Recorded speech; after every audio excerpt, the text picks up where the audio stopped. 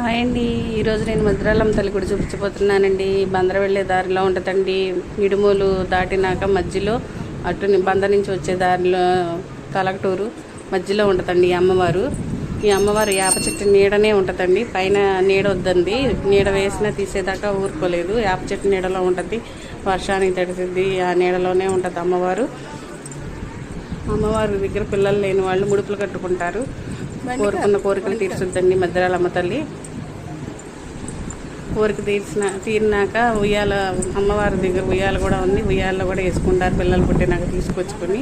ఈ అమ్మవారు చాలా ఫేమస్ అండి, కోరికలు తీర్చుద్దండి అమ్మవారు. చూడండి, ఇంతవరకు అసలు ఇక్కడ ఏమీ ఉండే కదండి, 2 షాపులు పెట్టారు. దారంలో వెళ్ళేటప్పుడు వచ్చేటప్పుడు అలా దండం పెట్టుకుంటూ ఉండేవాళ్ళు. ఇప్పుడు పోతులు కూడా బలిస్తారండి అమ్మవారికి. పక్కన భోజనాలు అవి పెట్టుకోవడానికి కూడా టెంట్లు వేసుకుని పాకల్లాగా వేసి ఉన్నాయి.